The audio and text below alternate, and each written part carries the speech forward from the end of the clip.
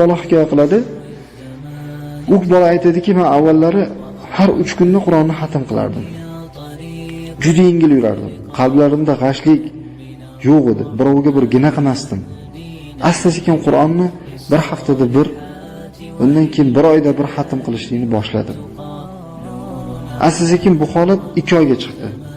Hozir esa ming afsusda bo'lsinki, faqat Ramazonda xatm qiladigan bo'lib qoldim. Ishlarim izdan chiqib ketdi. Hayotimda muammo ko'payib ketdi. Nima qilishga boshim qotgan? Yo Qur'onga vaqtim yetmaydi, yo bir dunyoviy ishimni qila olmayman. Avvalgi holatimni eslab juda o'zim achindim. Avvalgidek holatga qaytmoqchiman endi. Hozir yana Qur'onni birinchi o'ringa qo'ydim.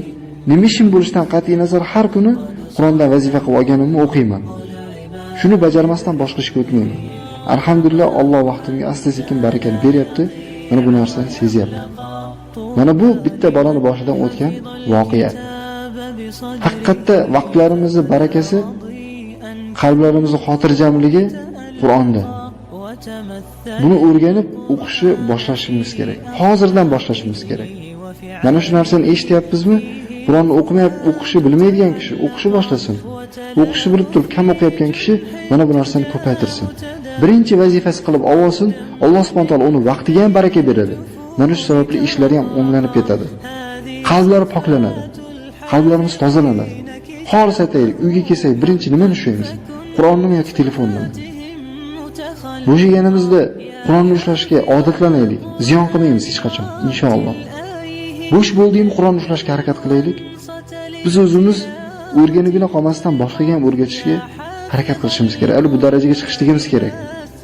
Ammo hali biz o'zimiz o'qiy olmaydigan holatdamiz. Makka ga yoki Madinaga borsak, Buxoriy avlodimiz deb kelishligini bilamiz. Alloh saqlasin, bizdan bitta oyat emas, hadis so'rab qo'ysa bilmaymiz. Yaxshiyamki bizga bir Qur'ondan o'qib ber demas ekan ular. Axir musulmonman degan odam uyatmasmi bu? Qur'onni o'qishni bilmaslik. Qancha tillarni o'rgangani topilgan himmat Qur'onga topilmaydimi?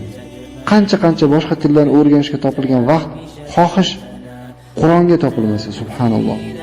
Biz qayoqqa qarab ketyapmiz? Kitobi Qur'on bo'lgan musulmonlar qaysi tarafga qarab ketyapmiz? Alloh o'zi hidoyat qilsin bizni. Usmon roziyallohu anhudan rivoyat qilingan hadisda Nabiy sollallohu alayhi vasallam aytildiki, "Xayrukum man ta'allama al-Qur'ana va 'allama."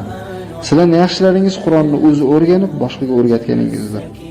Bu butun ummatga xitob bo'lyapti. Sizlarning yaxshilaringiz deb butun ummatga, biror bir kishiga xoslanmadi.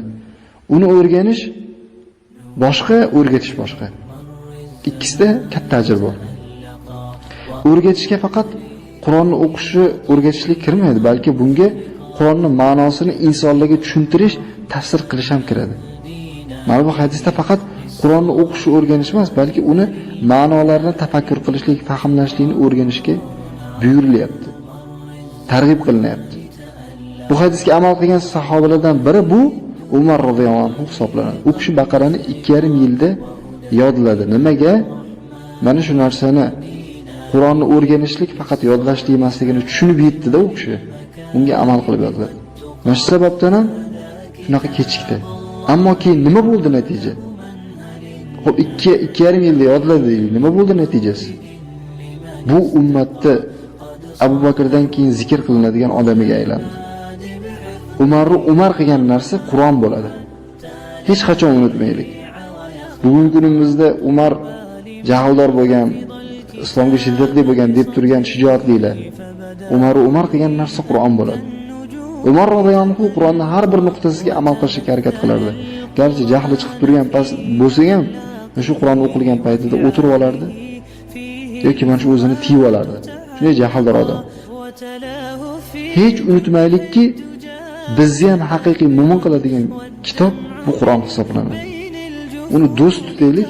Mana shu haqiqiy Qur'onga bo'lgan odob. Biz Qur'onga bo'lgan odob haqida gaplashyapmiz-ku. Mana shu narsadan bir ibrat olishimiz kerak-da, istifoda olishimiz kerak.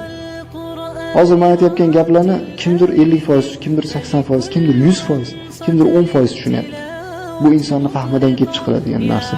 Lekin iloji boricha bu narsani tushunib yetishlikka harakat qilishimiz kerak. Qur'on bilan qanday odobda bo'lishi kerak. Biz shu darajaga chiqishimiz kerak. Mana shu Qur'on bilan bo'lgan haqiqiy odob hisoblanadi. Nabiy sollallohu alayhi vasallam sahobalarni Qur'onni faqat yodlashga qiziqtirmasdan, balki boshqalar ham o'rgatishga qiziqtirib, ularni eng yaxshilarimiz deb atadi. Toki insonlar shu ishga qiziqsin, bir-biriga o'rgatsin, jamiyatdan johiliyat ko'tarilsin. Mana bu narsani haqiqiy tafakkur qilib ko'rgan odam, aqlini ishlatib ko'rgan odam tushunadi.